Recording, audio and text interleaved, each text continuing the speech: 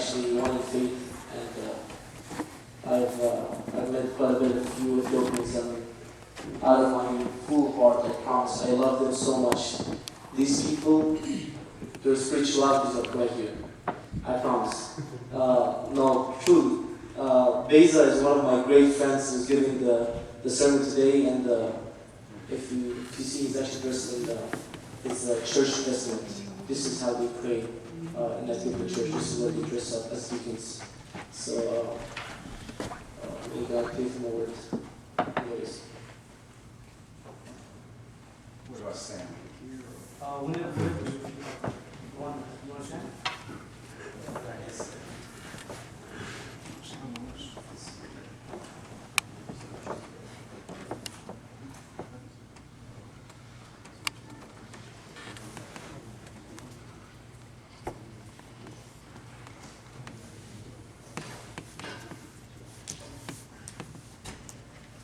Merry Christmas, everyone. Merry Christmas. Everyone doing good? Well, I'm sorry I was late. I was trying to figure out how to do PowerPoint. I did not know how to do it. This was my first time, so we could all start in the name of the Father, and the Son, and the Holy Spirit, and the true God. Amen. So I wanted to talk a little bit about service today. So can we start by figuring out what does service mean? Sort of just for you guys' definition before we even look up at this PowerPoint. So I'm just asking randomly. So service means what? Will be love that you're giving to others. So Okay, expressing love. What else? No, this is, I promise I don't have a sermon. That's what you I have like a back and forth, so you guys have to help. This is just an outline. Okay, service. helping people. Helping people. But what kind of people? If we're gonna People that need help. Okay, helping people that need help. So what kind of people do you think need help? What was Jesus Christ's ministry like? Who did he often talk to or go to or serve himself? Yeah, it was people who really didn't know him or weren't close to him. And so what I want to talk about today in evangelism isn't about Sunday school. It's not about, me coming to St. Peshore and giving a talk, right? This is pretty easy. What I want to talk about is the theme verse in Romans chapter 15, verse 20, where St. Paul says, can someone read? Because I want this to be interactive. So we can pass this out. Who's going to read the verse so that we can all get involved? I'll start from. All right.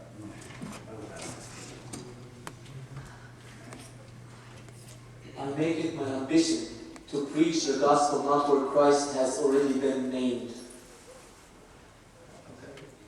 So the last part I highlighted was not where Christ has already been named. Okay, this is the idea that I'm trying to go for, that if we're going to serve as evangelists, as apostles, as witnesses, it can't be with just Christians. It can't just be with people that are already inside of the church or inside of the faith. And that was very clear in the life of St. Paul himself, right? He was a Jew first, correct? What else? What did he study? Pharisee? Yeah, he was Mosaic law, backwards and forwards. He knew the Old Testament. But what did God ask him to do during his life on earth? Who did he serve? Gentiles. The Gentiles. Can someone please read Acts 13:47? No Bibles, hand Bibles. I don't have it. Oh. I don't have it up there. So.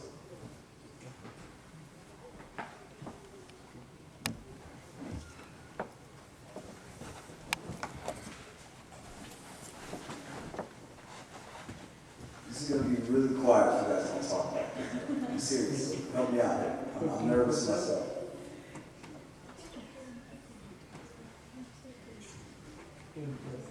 Who's going?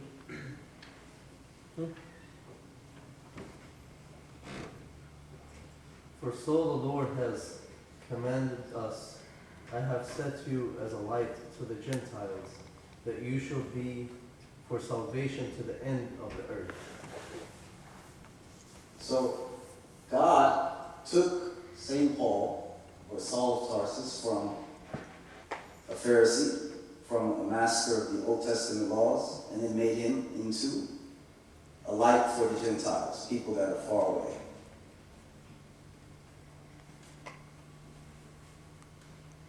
Let's look at Jesus Christ's ministry himself. Okay, Luke chapter 4. His first sermon after he leaves the wilderness of temptation. All right, St. Paul said, I'm not going to preach on someone else's foundation. He said, I'm not going to preach for Christ has already been named. So what did Jesus do himself? All right, he left the wilderness. Luke chapter 4, we can read, let's skip from verse 33. All right, he's back home now. He's back in his hometown and he's preaching the gospel. And he's having much success. He's in the synagogues, he's in Galilee, he's in Nazareth. We can read starting from verse 33.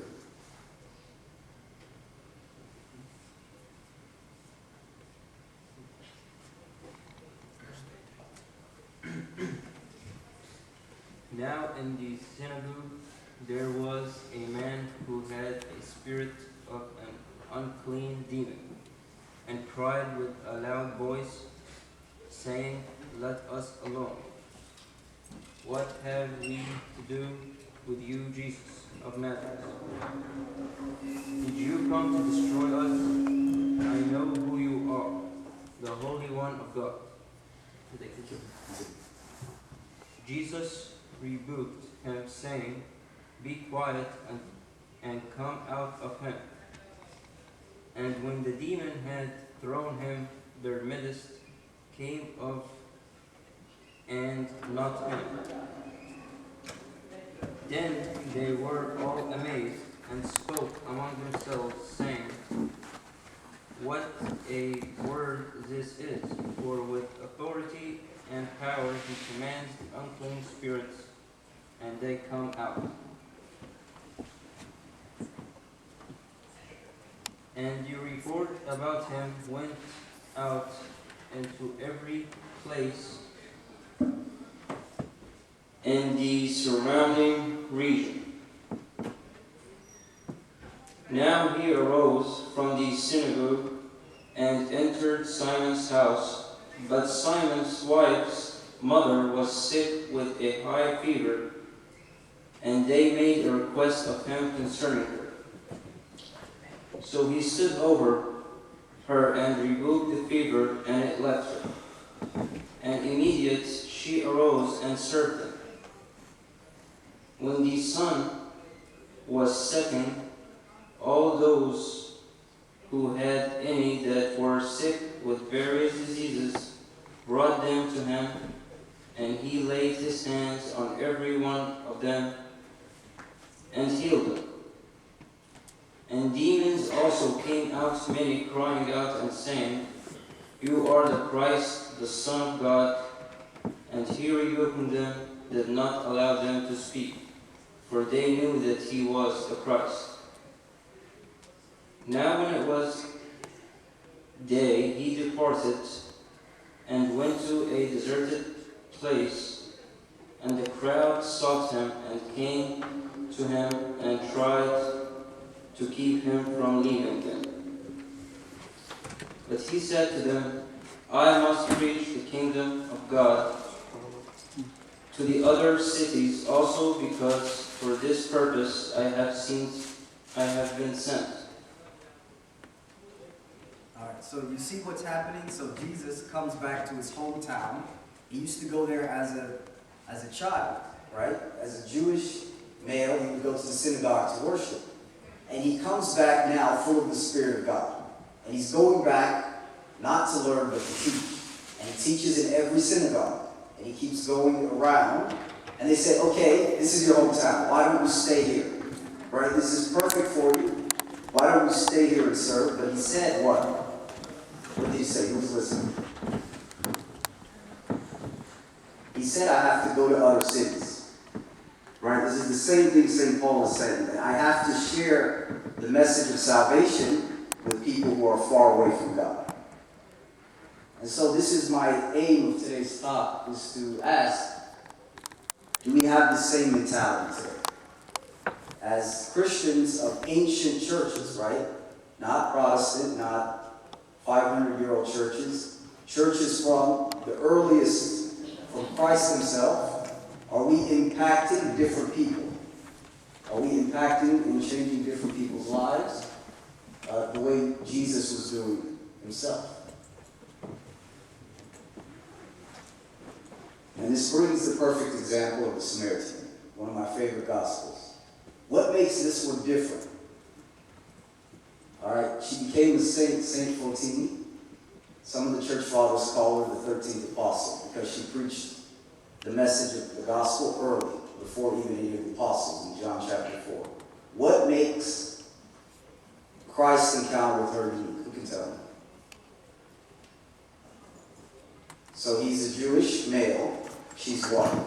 Let's look at some of the differences that he, some of the lines he crossed in his service. Okay, that's the easy one. What else?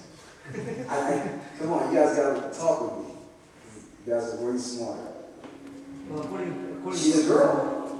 She's a girl, male. Like, girls were not counted as people, right? If you look at any of the gospel readings of the 5,000, for example, feeding the 5,000, it says 5,000 plus women and children, right? They did not have a place or a status in society. So, Jesus, a male, at the time was talking to a woman. What else? Who else that's a good one. Who else? Some different barriers. according to what she said, Samaritans and Jewish has no deal together. Right. The Jews were the people of God. The Samaritans were considered like a mixed race, impure. So they did not get along in terms of their heritage. Okay, what else? He was a righteous man, she was not. Right. He said, when he met her, he said, go and get your 5 husbands. And some of the scholars of the church say these are the 5 books of Moses, because she was still living in anticipation of the Messiah. And then he told her, I am the Messiah. So Jesus did all of this for how many people? How many people was there? It was just one woman. There was not a bunch of people. There was no churches, or there was no buildings. Just for one sinful woman, one Samaritan woman, he stopped and he traveled and he preached. So how many of us are able to make contact like that? Another good example, if someone can read to me Acts chapter 8, verse 4. After the martyrdom of St. Stephen.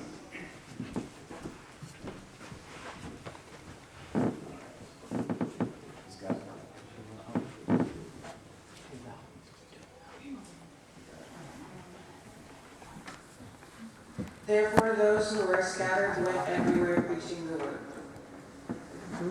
So, what happened after St. Stephen died? St. Stephen was the first martyr. He did a speech in Acts chapter 7. Then he was martyred in Acts chapter 8. Did that stop or spread Christianity? Spread. So we've seen so far from Jesus Christ's ministry that he always went far away. If you read the Gospel of John chapter 4, we didn't mention it, it says that he was weary. He was tired from walking for the Samaritan woman, right? St. Stephen was martyred and Christianity spread. And it said they were scattered. And I just thought of a cool verse in John chapter 12, verse 24. It says that unless a grain hits the ground, unless a wheat hits the ground, there is no spreading in Christianity. And as you are well aware, the early church was spread by the blood of the martyrs. This is how they witnessed. They witnessed to the faith through their very lives. Today, though, we don't have that same responsibility. But I want to get one idea clear. Who are we talking to today about Jesus? That's my question for you and for me. Are we only talking to our Sunday schools? Are we only doing Friday night college meetings? Are we only limiting the message to church, or are we actually going out? That's what an apostle means in the Greek, to go out, to seek out. And that's exactly what the Son of Man did.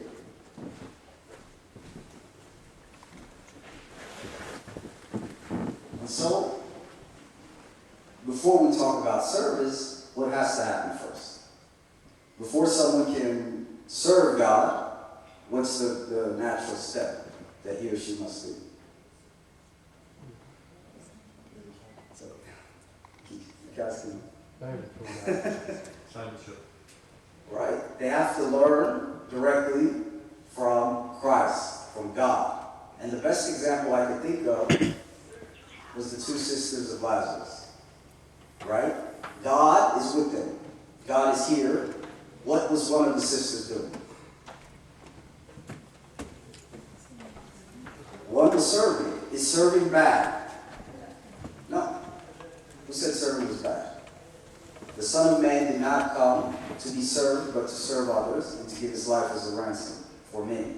That's Mark 10:45. Serving is great. What was the other sister doing? She was learning from God. And so when I thought about the story, I said, why did Jesus say, Mary, you've chosen the good thing?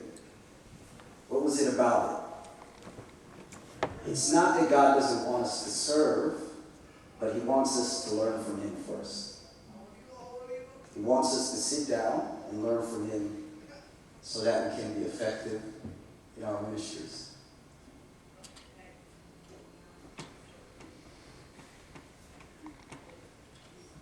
Can someone read to me Galatians 1:17, please? I'm doing all the talking, this isn't fair. So when are you guys going to help me? We have to switch the roles now. Otherwise we're going to run out of time quickly. So.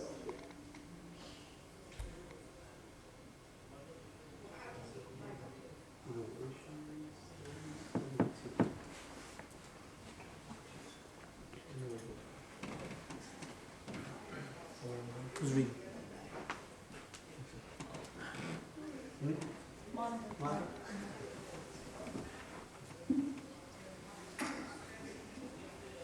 Nor did I go up to Jerusalem to those who were apostles before me, but I went to Arabia and returned again to Damascus.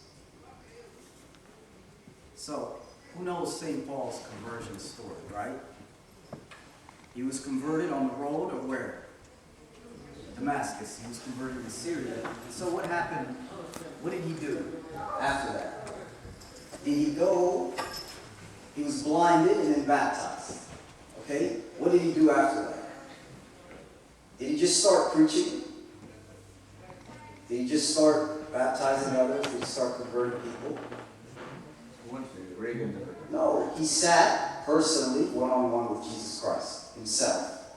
He first learned from God, then he was able to show who God truly is. Right? This is the way that he was able to do everything in the New Testament and to be a light of the Gentiles because he first learned from who? God. God. I'm not worried about that part. You guys are well taken care of, right? You have every resource, every Christian book known, available to you guys. So I just want you guys to be aware that we should be learning first. But what does it mean? What does it mean that we have to learn and then serve? Does it mean that we have to be perfect? No. No. What about Moses? Let's look at him. When did God use him? Was he a good guy, perfect guy? No. He killed an Egyptian. He did a bunch of bad stuff, and then God said, Moses, take off your shoes. And he said, instead of doing it your way, you're going to learn from me and do it my way. What about Jeremiah? Jeremiah the prophet. He had so many excuses, right? God said, come here, you will be a prophet to me. What did he say? I'm just a baby, right? I can't do it. I'm too young, I'm too small, I have a speech problem. What did God say? That's okay.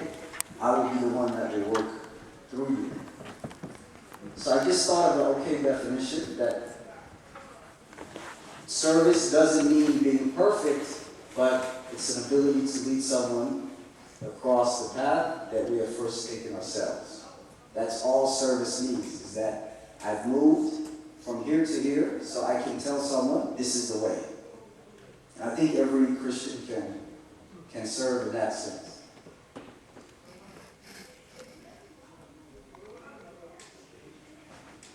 All right, what's the use of all this? Can't we get away without doing any service?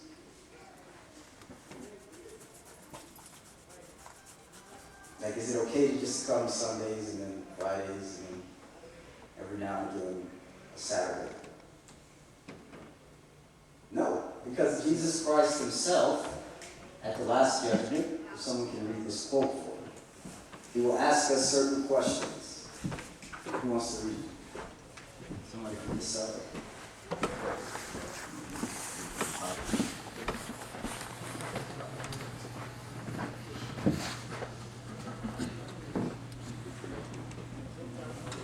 The last judgment, I will not be asked whether I satisfactorily practice asceticism or how many vows I have made before the divine altar. I will be asked whether I fed the hungry, clothed the naked, visited the sick and the prisoner in his jail. That is all I will be asked. So any of these questions, are they people Close to God or away from God? Right? These are all questions about clothing, naked, hunger, people who are nowhere near Jesus. Nowhere near Jesus. So actually, this type of evangelism that St. Paul was referring to is a good answer before Christ's judgment seat. He will not ask us how many matanis, how many people you've baptized, how many people you've preached, how many times you came to church, right? There's no perfect attendance. There's no libraries in heaven. He will only ask, did you love your neighbor as yourself? Did you help others? Did you help those around you? And this is what Mother Maria is telling us. So there is a benefit to this type of service. So now, we just talked a lot about it. What are some easy ways to share our faith with non-Orthodox people? I know you guys think I steal Agelgilot because I ask for one every other day. I do not. I just give them out. It's the easiest way to talk to someone without talking to them, right? So if you want to, that's just my personal way. What are some other ways you guys share your Orthodox faith with non-Christians or non-Orthodox? I want to get a list of at least 3 or so that we can use these in the new year.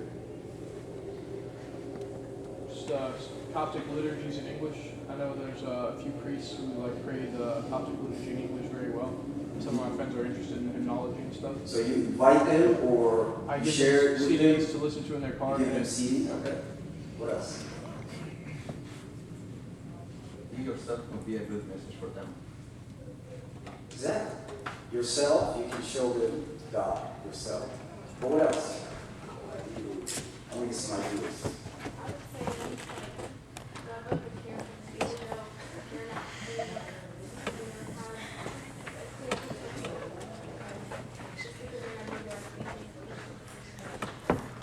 So you should, kind of what we talked about last week was to show God's mercy and not judge.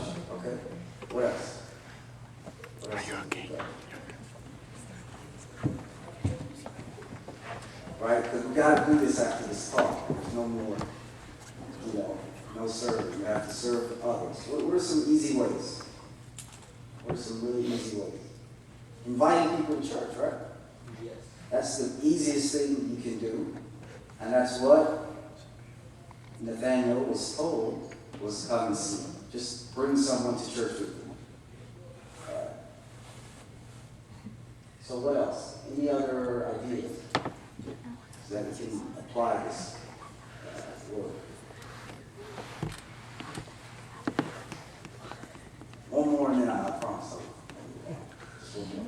We got to move with time. This is a little. We got a few minutes. So. Okay. So my idea is, so serving in the church is vital. Serving in the church is vital, but we were called to be lights of the world. Lights of the world. And I thought of a cool song. It says that the stars rule by night. Who are the stars? The stars are the Christians. The stars are us. Who is guiding the wise men in the nativity scene? Who is the star?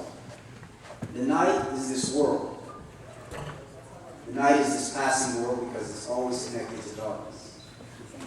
So our job is to be stars that guide people to Jesus. So my New Year challenge is not just to take care of home base, right? That's very easy. This took like 30 minutes. But it's to try and share our faith in any setting where Christ has not already been named. That's what St. Paul said. That's the standard that our Lord set himself. And that's the challenge that I give you this New Year's, just to find one person that in your work, school, wherever, and invite him or her to show them who Jesus is. And there is a heavenly reward. There is a heavenly reward. Someone can read the prophecy of Daniel, chapter 12, verse 3. I don't have a Bible.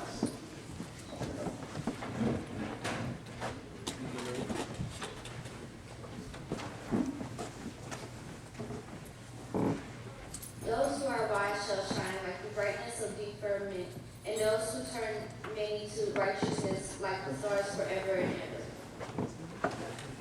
Those who turn many to righteousness. So meaning those who are away, coming close. And one more verse. The book of James, chapter 5, verse 20. Hey, should.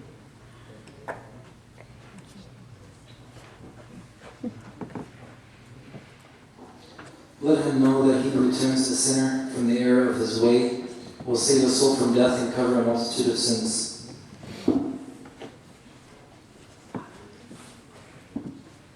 So the first verse says many.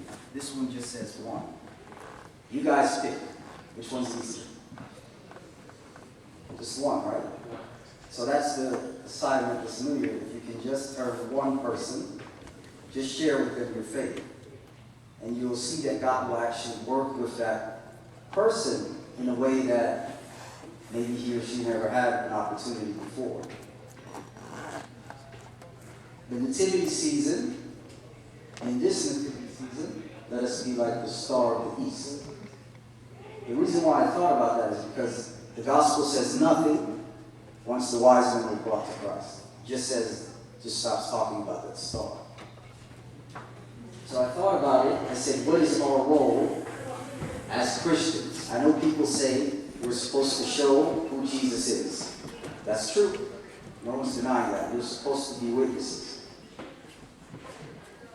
But could we also guide people to Christ?